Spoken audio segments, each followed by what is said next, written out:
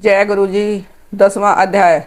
मेघा ऋषि कहते हैं कि हे राजन, प्राणों के समान प्रिय अपने भाई निशुंभ को सेना सहित मरा हुआ देखकर शुभ कुपित होकर बोला कि हे दुर्गे, अपने बल का गर्व मत करो।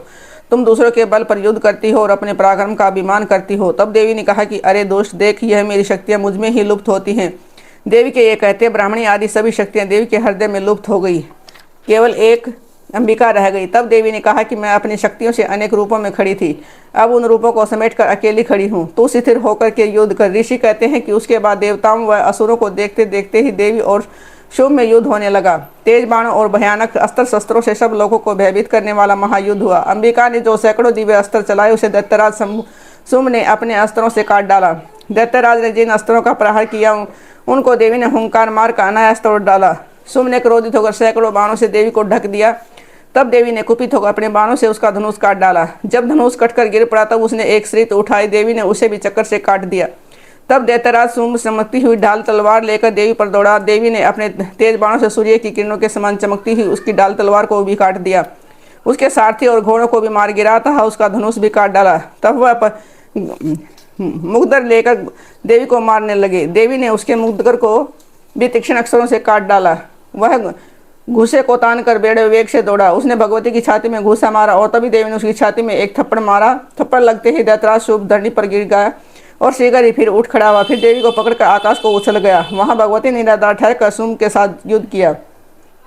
आकाश में देवी और दैत्यराज का महायुद्ध देखकर सिद्ध और मुनियों को बड़ा आश्चर्य हुआ, क्योंकि इससे पहले आकाश में युद्ध नहीं हुआ था। चंडिका ने बड़ी देर तक आकाश में उसके साथ युद्ध करके उसे ऊपर की ओर उठाकर घुमाया और धरती पर पटक दिया। वह दुष्ट धरती पर गिरकर फिर उठ खड़ा हुआ और घूसा तानकर बड़े वेग से देवी को मारने लगा। तब भगवती ने दैत्यराज शुंभ को आते हुए देखकर उसकी छाती में शूल मारकर पृथ्वी पर गिरा दिया। देवी को शूल से घायल होकर शुंभ मर गया और सारी पृथ्वी, समुद्र, पर्वत तथा द्वीप को कांपता हुआ जमीन पर गिर गया। उस दुष्ट के मरने के बाद संसार सुखी हो गया, समस्त प्राणी प्रसन्न हो गए और आकाश निर्मल हो गया। पहले जो उत्पात होते थे वह सब उसके मरने पर शांत हो गए। उल्कापात मिट गया, नदियों अपने मार्ग में बहने लगी, देवता प्रसन्न हो गए, गंधर्व मधुर स्वर में गाने लगे, अप्सराएं नाचने लगी, ठंडी हवा चलने लगी और सूर्य की किरणें निर्मल हो गई। उसके मरने पर यज्ञ की अग्नि फिर से प्रज्वलित होने लग गई तथा दसों दिशा में जो हाहाकार मचा हुआ था वह सब शांत हो गया और देवता में जो बेचैनी फैली हुई थी वह सब दूर हो गई था। देवता और गंधर्व इत्यादि पुष्पों की वर्षा करने लगे। 11वां अध्याय। देवताओं द्वारा देवी की स्तुति था। देवी द्वारा देवताओं को वरदान।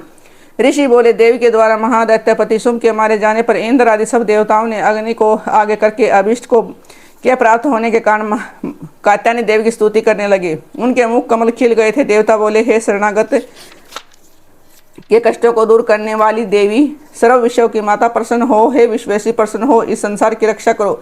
हे देवी, चराचर जगत की तुम ईश्वरी कही जाती हो। इस संसार की एकमात्र आधार तुम ही हो, क्योंकि तुम पृथ्वी रूप स्थित हो। हे देवी, आपका पराक्रम विपुल है। आप जल रूप होकर संपूर्ण जगत को तृप्त करती हो। हे भगवती, आप अत्यंत बल युक्त विष्णु की शक्ति होता विश्व की उत्पन्ना सर्वोपरि माया हो। इस संपूर्ण संसार को आपने अपने मोह में डाल रखा है। आपके प्रसन्न होने से मुक्ति की प्राप्ति होती है। हे देवी, समस्त विद्याएं आपकी ही मूर्ति हैं। संसार की समस्त स्त्रियां आपकी ही मूर्ति हैं। हे चंडिके, तुम से ही यह संसार व्याप्त है। तुम्हारी स्तुति किस भांति की जा सकती है? तुम तो स्तुति करने योग्य पदार्थों से परे हो। हे देवी, आप सभी में विराजमान हो, स्वर्ग व मोक्ष की दाता हो। आपकी स्तुति किन शब्दों में की जा सकती है? बुद्धि रूप से सब जीवों में स्थित है। हे नारायणी देवी, तुम स्वर्ग और मोक्ष की दाता हो, तुमको नमस्कार है। हे नारायणी, काला काष्टादि के रूप से कर्मशः परिणाम की ओर ले जाने वाली तथा संसार का उपसंहार करने में समर्थ आपको नमस्कार है। हे समस्त मंडलों को देने वाली, हे शिवे, हे सर्वसिद्धि प्रदान करने वाली, हे शरणागत वत्सला, हे त्रिनेत्री, हे गौरी, हे नारायणी, आपको हमारा नमस्कार है। हे सृष्टि का पालन और संहार शक्ति स्वरूप सनातनी, हे गुणाश्री, हे गुणामयी, हे नारायणी, आपको नमस्कार है। शरणागत दीन दुखियों के दुखों को हरने वाली तथा सबकी रक्षा करने वाली नारायणी, आपके लिए नमस्कार है। हे हंस युक्त विमान में बैठने वाली ब्राह्मणी स्वरूप धारण करने वाली, हे कुशाओं के जल को प्रोक्षण करने वाली नारायणी, आपको नमस्कार है। माहेश्वरी रूप से त्रिशूल, चंद्रमा और सर्प को धारण करने वाली तथा महावृक्ष पर बैठने वाली नारायणी देवी, आपको नमस्कार है। मोर और मुर्गों से घिरी रहने वाली तथा महाशक्ति धारण करने वाली कौमारी रूप धारिणी निष्पापे नारायणी, आपको नमस्कार है। हे शंख, चक्र, गदा और सारंग धनुष तथा उत्तम आयुधों को धारण करने वाली वैष्णवी स्वरूपे आप प्रसन्न होइए। हे नारायणी, आपको नमस्कार है। हे उग्र महाचक्र धारिणी, अपने दांतों पर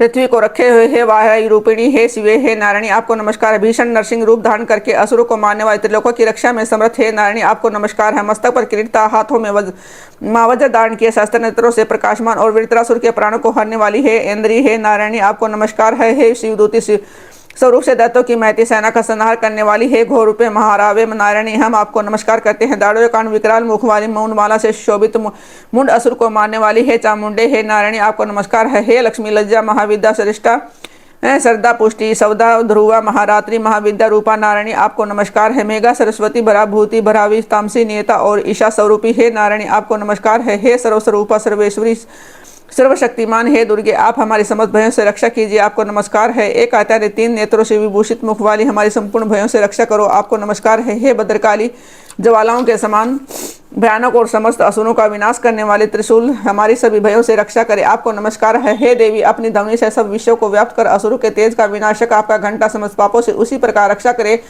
जैसे माता अपने पुत्रों को बुरे कर्मों से रक्षा करती है। हे चंडी के असुरों के रक्त और चर्बी के से रंगे हुए आपके हाथों में चमकता हुआ खड़ग हमारी रक्षा करे हम आपको नमस्कार करते हैं। हे देवी तुम प्रसन्न होने पर समस्त रोगों का नाश कर देती हो और रुष्ट होकर समस्त अभिलाषित कामनाओं का विनाश कर देती हो। आपकी शरणागत मनुष्य पर कभी आपत्ति नहीं आती, जो आपके असहारे होते हैं वे सबके सहारे बन जाते हैं। हे अंबिके देवी आपने अपने को विधि स्वरूप में विभाजित कर दिया, धर्मद्रोही असुरों का संहार किया। इन समस्त कामों के करने में किसी और की सामर्थ्य नहीं है। समस्त विद्याओं में ज्ञान प्रकाशित करने वाली वेदों शास्त्रों में आपका ही वर्णन है। आप ही इस संसार को अंधकार रूप ममता के गड्ढे से बचा सकती हो, जहाँ राक्षस भयंकर विषैले सर्प दुश्मन चोर डाकू और लुटेरे के दल व दावनल हो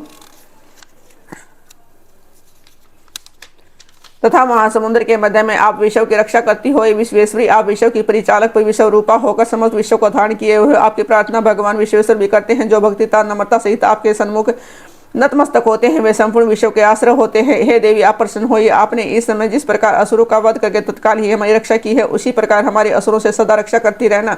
संपूर्ण विश्व के पापों का उत्पात करना, पैदा होने वाले महामारी अति बड़े बड़े उपद्रवों को शीघ्र ही दूर करे। विश्व के समस्त दुखों को दूर करने वाली देवी हम आपके चरणों में पड़े हैं, हम पर प्रसन्न होइए। त्रिलोक निवासियों की पूजनीय परमेश्वरी आप हम सबको वर दे। तब देवी बोली, हे देवगण मैं वरदान देने वाली हूँ, जगत के उपकार करने वाला विलासित वर मुझसे मांगो मैं अवश्य दूंगी। तब देवता बोले, हे अखिलेश्वरी आप इस त्रिलोक की समस्त बाधाओं का दमन करती रहिए, हमारे दुश्मनों का विनाश करती रहिए। देवी बोली, वैश्वस्त मनवंतर के 28वें युग में शुभ और निशुभ नामक दो महाअसुर फिर पैदा होंगे। तब मैं नंदी गोप के घर में उनकी पत्नी यशोदा के गर्भ से उत्पन्न होकर उसे विंध्याचल पर्वत पर उन दोनों महाअसुरों का संहार करूंगी। तत्पश्चात पृथ्वी पर अत्यंत उग्र स्वरूप से अवतार लेकर वह परिचित नामक असुरों का विनाश करूंगी।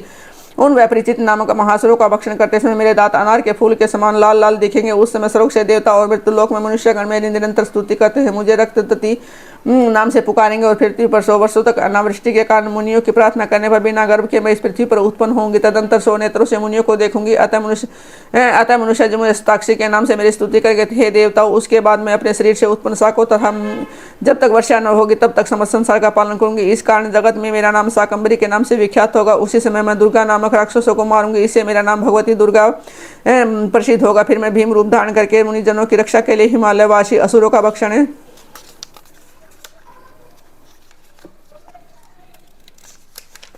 भक्षण करूंगी। इस प्रकार मेरा नाम भीमा देवी प्रसिद्ध होगा। जिस समय अरुण नामक असुर तीनों लोकों में भयंकर उपद्रव करेंगे, उस समय मैं असंख्य बोरों का रूप बना करके उस महासुर का वध करूंगी। तब संसार में सभी मानव मेरी भारामृत के नाम से स्तुति करेंगे। इस प्रकार जब जब विश्व में दानवों द्वारा उपद्रव पर उत्पन्न होंगे, तब मैं अवृत होकर असुरों का विनाश करूंगी।